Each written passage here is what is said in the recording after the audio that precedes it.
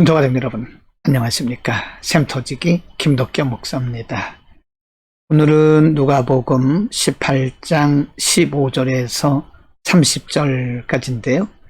오늘 본문의 말씀은 어떻게 해야 영생을 얻겠느냐고 묻는 부자 관원의 질문과 이에 대한 예수님의 대답을 통해서 우리가 믿는 우리가 이 땅을 살아가는 동안에 어떤 자세로 재물을 대할 것이며 또 어떤 자세로 주님을 따를 것인가를 가르치고 있습니다.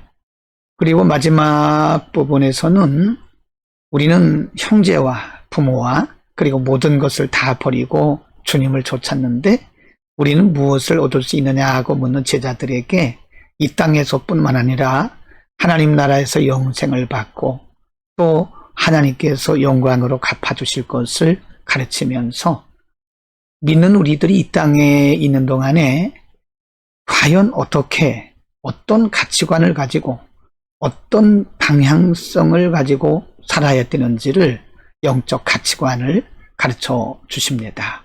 18장 18절에 보면 부자 관원이 이렇게 묻습니다.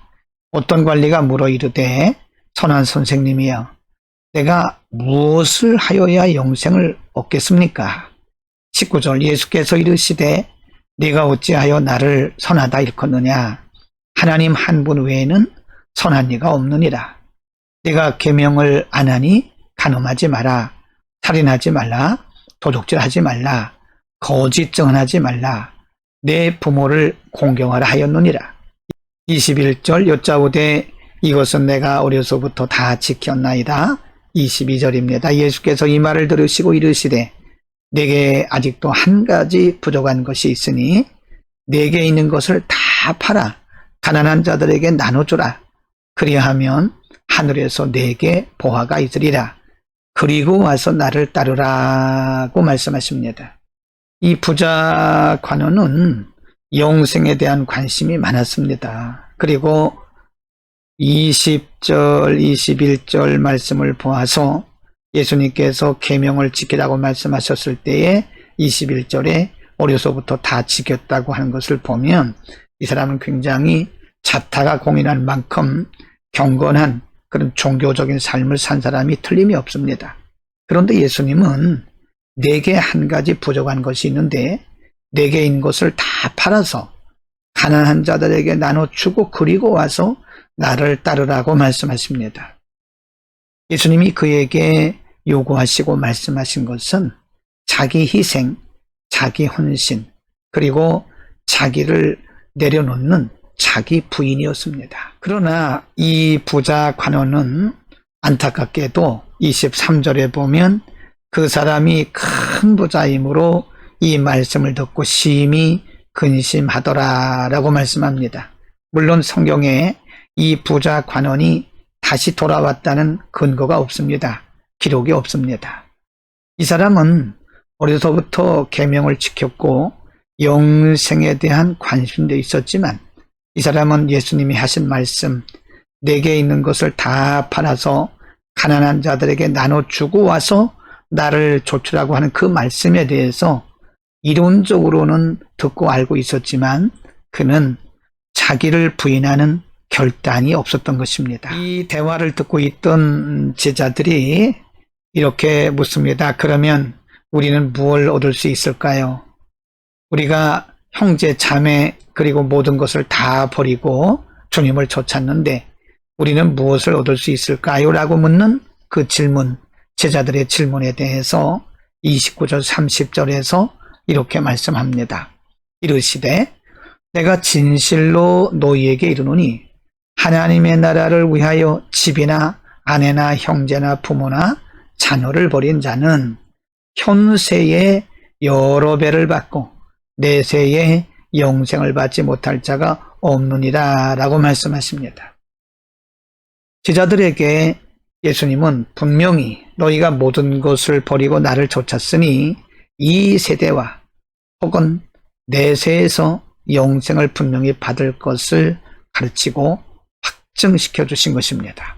여러분 오늘 본문에서 예수님은 예수님을 따르는 제자의 삶을 가르치신 건데요. 오늘 본문에 나오는 부자 관원은 영생에 대한 관심도 있었고 어려서부터 계명을 지킨 것을 보면 굉장한 율법적인 삶을 살아온 사람이 틀림이 없습니다. 그러나 그는 한 가지 부족한 것이 있는데 예수님께서 말씀하신 것처럼 이 사람은 자기에게 있는 것을 팔지를 못했습니다.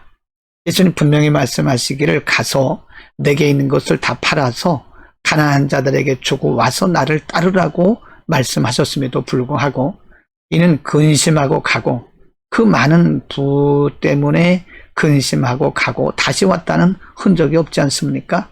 이 사람에게는 결단이 없었던 것입니다.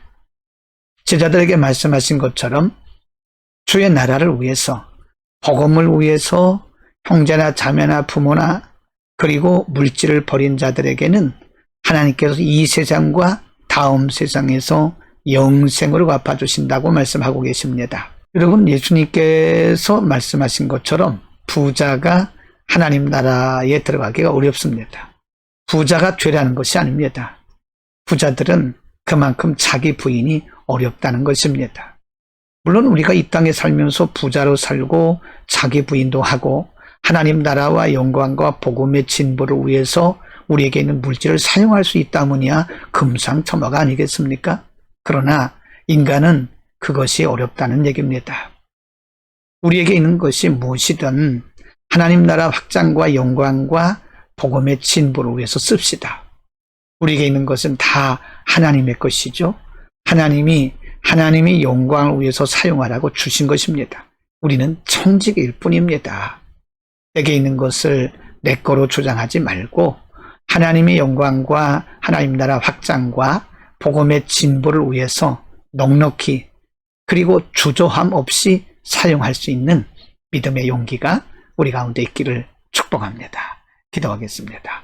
거룩하신 우리 아버지, 오늘 부자 관원의 비유를 통해서 재물 있는 자가 자기를 부인하기가 얼마나 어려운지를 우리에게 가르쳐 주셨습니다.